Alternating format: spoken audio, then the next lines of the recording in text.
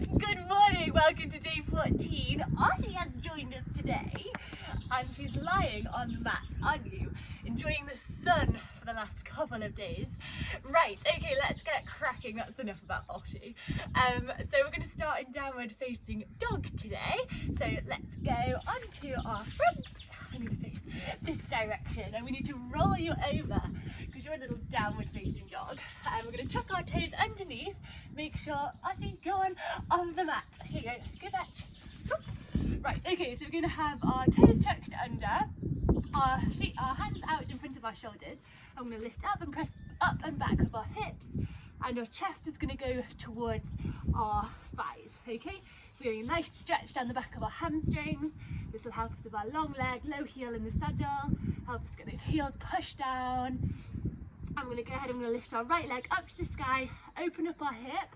You can either stay here, press down through the back of your left heel, so we're working on that left hamstring, working on opening up our right hip at the same time, or you can join me here and you can do some circles, couple of goes to the left, and then change direction, and a couple of circles to the right. That's good, and then lower it back down, and we'll repeat that on the other side. So push your right heel down, left knee up to the sky, open up your hip, and start your circles. And then relax, change direction, and then lower it back down. So from here we can walk forwards, go up onto your fingertips, and then with your right foot, you're going to cross it behind your left foot, and you're going to push your hips to the right, and you're going to try and keep your right leg straight, but your left knee can be bent. So you should get a really good stretch down through that right hamstring. Okay, and all the way up, round the side of your hip. Okay, so we're pushing our hips to the right. We're going to try and maintain straightness through the right leg. Don't worry if you can't, but your left knee can stay bent. And then we're going to switch to the other side. So bring our right foot back, cross our left foot over and behind. This time keep your left leg nice and straight, bend into your right knee, and then push your hips to the left. If you need to for this, if you struggle with balance, you can either grab a book or something, pause the video, and just find something to balance your hands on. That's it, just push into that stretch. Keep that right leg really straight. Mine started to bend there.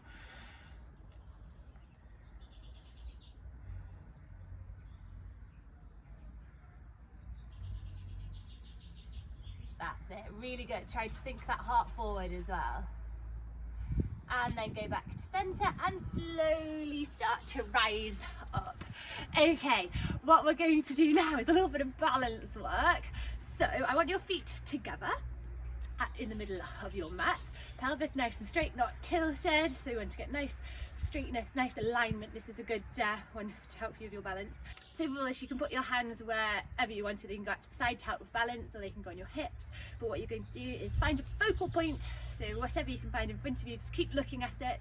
You're going to lift up with your right leg, and what I want you to try and do is keep your hips in line. Okay, watch they don't go wonky, so try to lift up through your foot. So you're going to keep your leg nice and straight, you're not going to have a bend in it. Keep a look at your focal point, and you're going to start drawing figures of 8 really slow with that foot. So it's great to work on balance. This will help get you a nice calm, independent rein. If you have hands that wobble around all over the place, it all comes from lack of balance. This will improve your core, and you'll get a better sitting trot. Sorry. Relax your foot, your left foot. Ground all 4 corners of the foot to the floor. That's it. And then we're going to relax it back down, and we're going to have a go the other way. Hips nice and straight, find your focal point, lift the leg up, and start your figures of 8. Nice and steady and slow. Try not to grip through your other toes.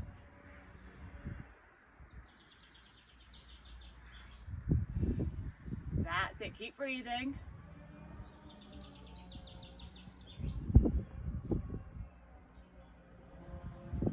Very good.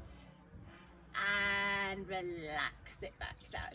Okay, we're going to do some lunges now. So these can be a little bit of fun. You can either do them on your mat or in the same space that you've got if you're limited for space. So we step forward and we lower the back knee to the ground and we stand up, and then we switch and we go to the other side. So we lower the right knee to the ground and we stand up, trying to always maintain our knee over the top of our ankle. So as you do this, we don't want to be going forward like that. So you start doing these lunges now. If you want to have a little bit of fun with these, you can walk around the room or around outside. So we can just start and we can just do a little bit of a lunge walk.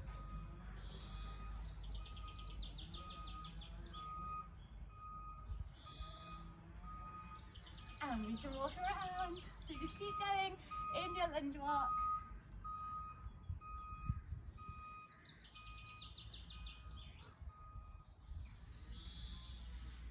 That's it.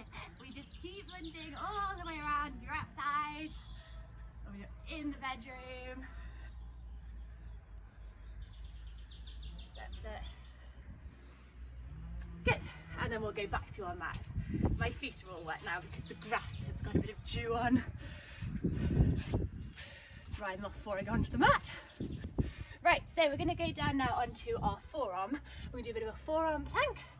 So we're going to lower ourselves down, forearms on the mat, fingers interlaced. Bring your belly button tucked back towards your spine, feet a little bit wider in this plank, okay?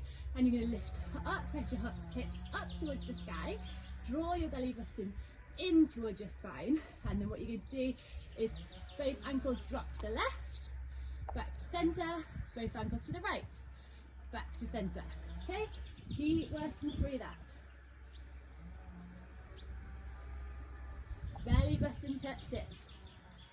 This one's great just for your general seat, just having more balance for your core, so you're not relying on your reins to balance or gripping through the saddle.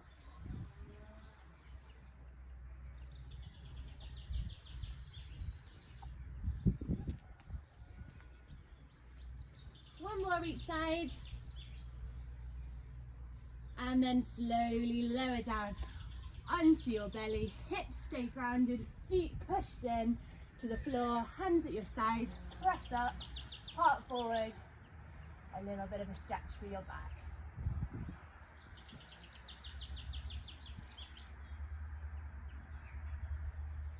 That's great. So we're just going to end today's practice with a little bit of more core work. So we're going to do some hollow rocks. Hello Ottie. So we're going to lower down onto our back. I'll just do a couple of these. Okay, so back tucked into the ground, knees bent, arms at your side, and you're just going to curl high. What do you want? She wants me to cuddle her. And you're just going to lift your legs up off the ground. Okay, so make sure that back is nice and tight and tucked into the ground. And then we're going to lift our chest up off the ground. So what we have here is just our lower part of our back pressed into the ground. And we just rock backwards and forwards in this position. Okay, look up towards the sky. Try not to let your chin go to your chest. That's it. If you want to, you can extend your legs. So legs can go completely straight out. Just keep rocking backwards and forwards. Feel it in your core. Couple more. And relax back down. Really good. Right, we're just going to end in a wide-legged child's pose. So, toes together, big toes together, knees apart, walk your hands forward, and sink your chest towards the mat, and your forehead can melt down onto it.